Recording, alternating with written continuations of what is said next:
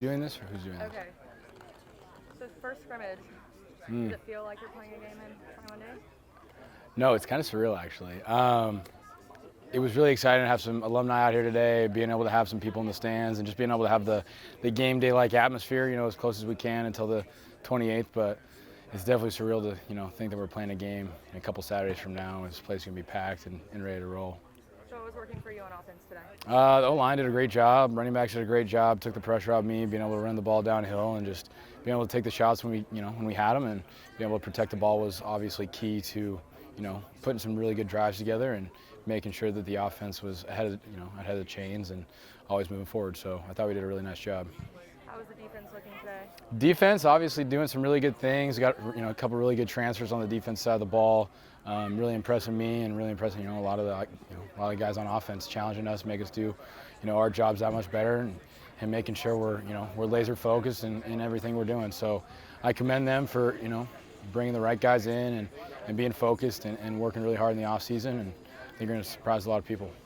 So a couple of good catches from Josh Kelly today. How good does it feel to have someone like that to throw to? Yeah, when Kells is on, Kells is one of the best receivers on the West Coast. That kid is going to surprise a ton of people this year. He goes up, makes contested catch after contested catch. Really reliable guy, smart guy, and a guy just, I put all my trust in. I'll go make sure he's going to go up and get the ball and give him a 50-50 ball and know he's going to come down with it. So Josh did a great job, but it's by no mistake. He works his tail off in the offseason. One of the first guys in the building, doing everything he can extra, on the side to make sure that he's that reliable, awesome playmaker that I'm expecting to go make big plays on Saturday. So love to see it. Who are some newcomers that stood out to you today? Yeah, newcomers. Trey Watson's doing a great job on offense. A couple of running backs are doing some good things, but Trey Watson, man, that kid is, a freak athlete, freak route runner, a kid that's going to do some really good things for us on offense this year. I'm excited to see what he does.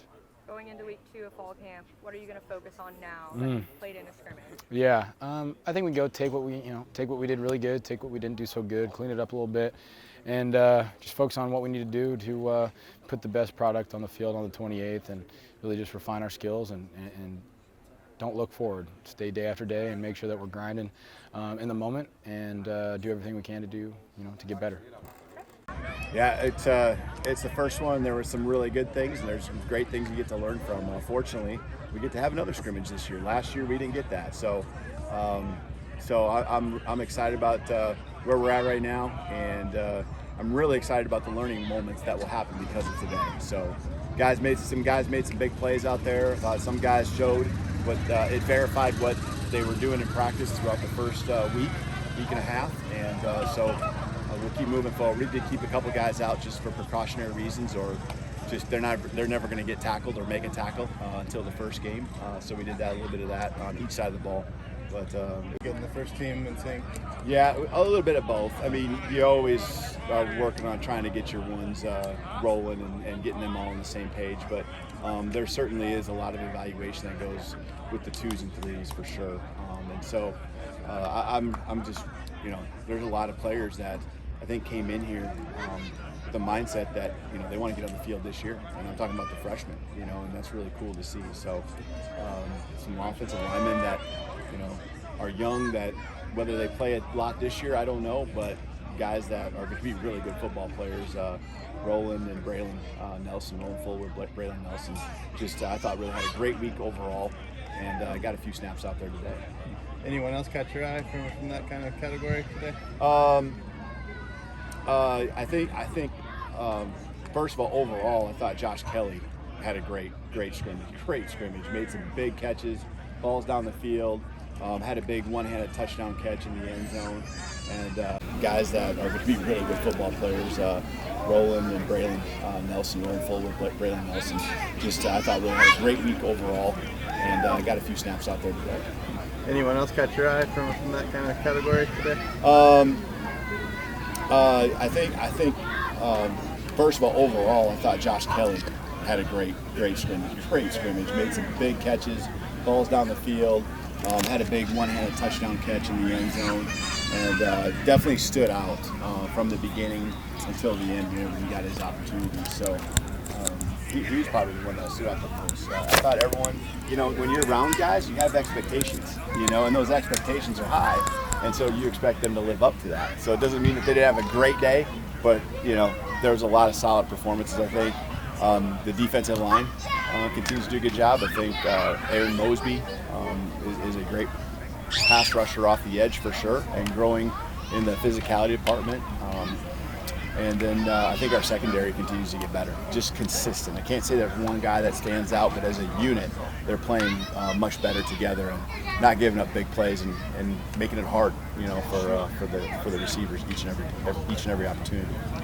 Days can get kind of grueling out here. How exciting is it to kind of have this little break with Alumni and everyone to come back to kind of celebrate where you guys are at? Yeah, it's there's so many great players that were joining us here today, and we sing the Bulldog Spirit song with them.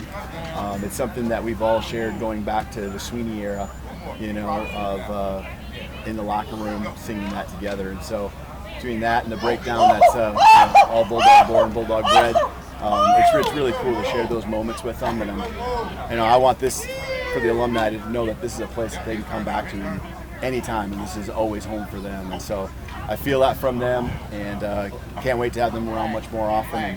And we play for them. We play to make those guys proud, because we know what they gave to give us an opportunity to play, wear a 4-paw dog and a Bulldog script on our helmet, and be proud of it. So that's our players right now play for those guys that are yet to come and play in this program, make it better for them that are yet to be future Bulldogs. So awesome day having them here. Go share some lunch with them, talk with them a little bit more. How did you split the snaps between quarterbacks, and how did each of them look in Scrimmage today?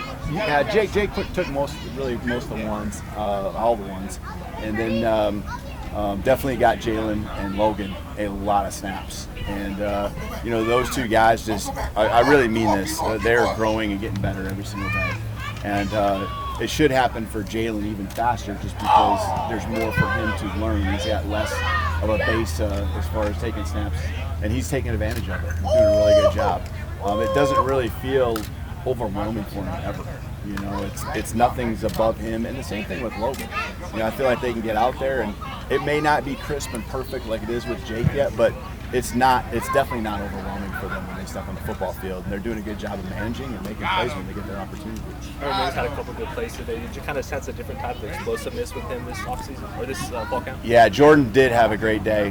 He would be one in that category that you shouldn't take for granted, but you do, because he's been here so long and I know what he's capable of doing. But he had a really good day running. He's had a great camp. I think his mindset is by far the best it's ever been since I've seen it, going back to 2017. Whether it's toughness, understanding the playbook, confidence, just health-wise, I think he's a different guy. And it's really cool to see the relationship between him and Ronnie. It's kind of those upperclassmen, those veterans, how much, number one, they care for each other, but number two, how much they care for the young guys and how they want them to be successful and follow in their footsteps when their time is over.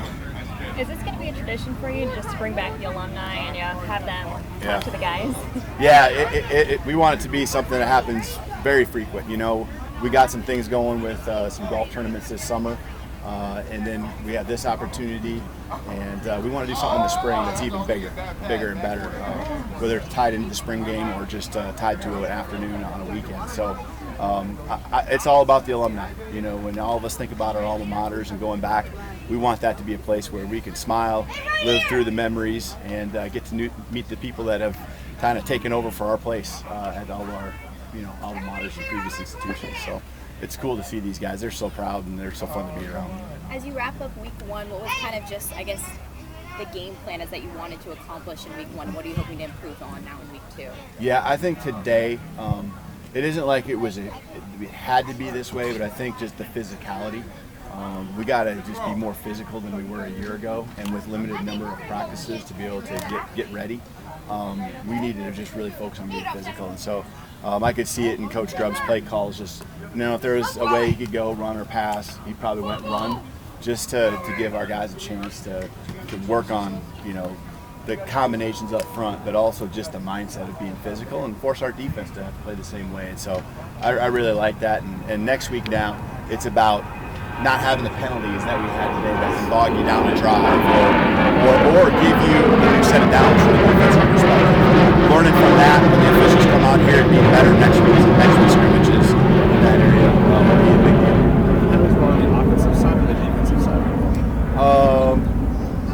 it was really pretty even both ways. It was pretty even both ways. You know, it was our first day where we can do live cut, and so the offensive lineman, there was one high-low. I didn't see it, but it's one that we can learn from, and guys can understand. Hey, you know, first of all, we don't want to hurt our own teammates, but number two, that's a penalty and costs us 15 yards and makes life a lot tougher. There's a face mask or two, just so that these are kind of the things that happen when you finally get a chance to go live. When you're just thudding up, or even what we call tag tempo, you don't really get a chance to go through that and see what would have happened if we were really playing tackle football the way it's meant to be played. So it was pretty balanced across, and it wasn't really a big deal, but it changes the just the rhythm and the tempo of a scrimmage. Officials got to take time to figure it out and get the ball set, and now the offense can't get into their rhythm, or if it's a tempo period for them that they're really trying to accomplish, it really bogs that down. So a lot to learn from. Last time your team scrimmaged in the spring, the offense found the end zone quite a bit. What was your sense of the balance today? That was in the spring, and it was definitely more balanced today. We start at different phases of places in the field, 25, the 50, and then the 25. And so when you get to the 25, you should score. And, we talk about scoring 100% of the time. That didn't happen today. There were some good stops by the defense, but I think, today it was kind of the one defense got off to a good start, the two defense didn't. And then it kind of shifted. The one offense took a little bit more control, and the two offense didn't. And so you want good give and take when you're the head coach, right? From an offensive coordinator, defensive coordinator, both sides of the ball, they want it perfect and they want to be rolling. But honestly, I've really felt like there was good back and forth and good balance on each side of the ball. You had the mayor come out and talk to you guys. It seems like he's been kind of doing that more frequently. How good is it just to have him here to talk to the guys? Yeah, to have someone who's a leader of our city, and who I know we're proud of him, and we joined along with him this spring in the Beautify Fresno campaign. It was perfect timing for us because we needed to be outside and doing our community service projects with the virus, and supporting him. And last year, before he was even officially the mayor, we were sitting down with him in the fall, Coach Marks and I, and really just gelling with him, and he's so supportive of us, and we want to make sure we're giving that payback. And he likes to get a little football fix now and then too. I can see it. So it was fun having him out. He talked this spring to the team, and he talked again yesterday, just real briefly. And we're proud of what he's doing. I know he's trying to make our place better each and every day. I'm sure you noticed, like, I think the air quality obviously not up to what it usually is. Do you expect this to affect practice upcoming? Maybe shorten the amount of practice or more breaks? What do you expect? Yeah. How do you expect this to affect practice? Yeah, we're constantly aware of it. We were, communicating 7 o'clock this morning, 6:30 this morning already, and just aware of it. Took more breaks even during today's practice, one more break than what was originally scheduled, and we'll continue to do that throughout the course of the rest of the week if that's what it needs to be. So it's certainly something. It didn't get to the point where it was, hazardous from what they were told me if it was. So felt like we were in a good spot. And tomorrow's a big day for Tom Flores being, enshrined into the Hall of Fame. Just what do you think that means to the Central Valley to, represent Sanger and the entire Central Valley? Yeah, I mean, it's a big deal. Anyone who goes to the Hall of Fame, it's a big deal. And we're all proud. I've never met him, but certainly know how proud we are as a valley of everyone who comes from here. And he certainly did some amazing things, in his days coaching. And so, that's a pretty cool thing. Long overdue, though, for sure. Yeah. And not being from here, the people from your area that you think it's long overdue for too. But getting here and understanding, and that is. You hear the story and you're like, it is long overdue. He deserves to be enshrined in the Hall of Fame. A lot of people argue that Ellard 83 up there should be in there. I know. You got that story? I know. And I agree. I remember